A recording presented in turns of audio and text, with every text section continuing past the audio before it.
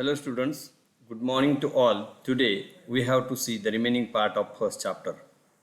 In the last lecture, we have seen what is the scope and significance of agriculture geography. Today we have to see which approaches are there to study the agricultural geography. So let us see which approaches are there. First approach, that is systematic approach. As we know that whenever we have to study any paper or any subject, we have to go through the approach, and this approach, particularly systematic approach, is used in many subjects. Similarly, systematic approach is also used in agricultural geography. Systematic approach is a best and ideal so for the study of any subject, and it is used worldwide for the study of any subject. So it is the best method of study. It is also comprehensive method. It is not easy to study agriculture only, because we know that agriculture is depend on many factors as like relief, climate, vegetation, population, animal husbandry. Also considered to do the study of agricultural geography. Whenever we do the study of agricultural geography, if we studied it in a systematic way, in the sense, suppose we take one crop. Suppose, for example, we take a crop of wheat. For wheat, which climate is required, which soil is required, how much water is required, how much inputs are there, how much will be the production of the particular crop. So this is the systematic approach. Means one by one there is the steps, and according to that steps we have to do the study of any crop, and that crop study of crop helps us to know the to do the study of agriculture geography.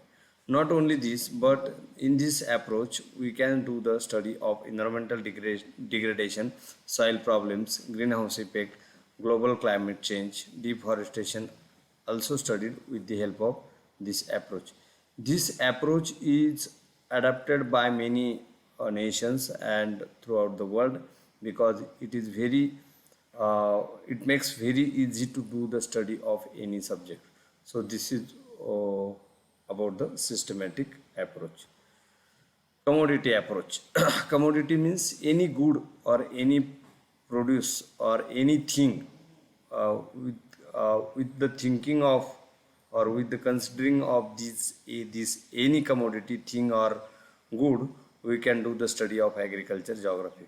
Suppose if we want to do the study of coffee plantation, then production is considered for the approach. Production in the sense, whatever coffee is produced over there, and that's why the name itself indicating the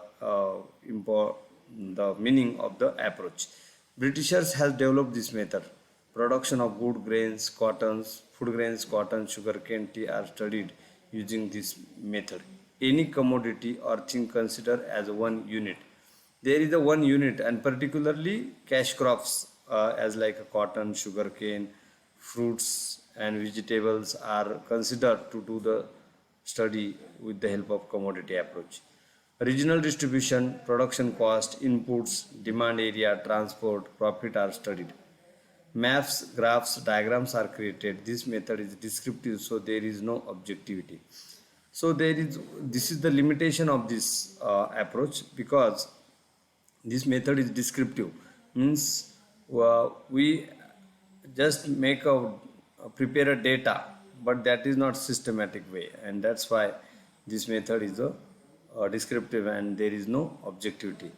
Whatever we get the data, we can prepare maps or graphs as well as diagrams of the same, and thus we can do the study of agriculture geography with the help of commodity approach.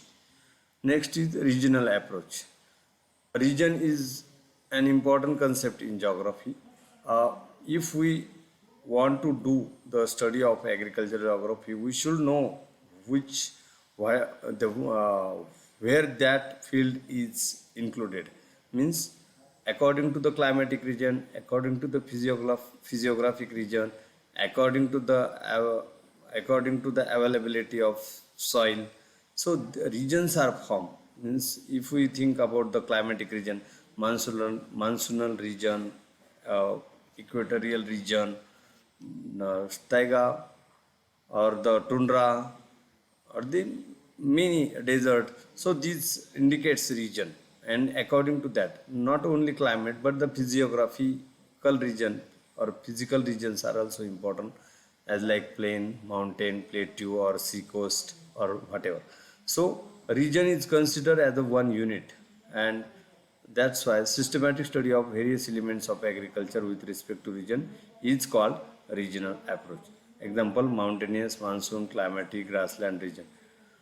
In the first, at the first, very first, D. Whittlesey has formulated world agro regions in 1936, and that's why it is said that D. Whittlesey has invented this approach.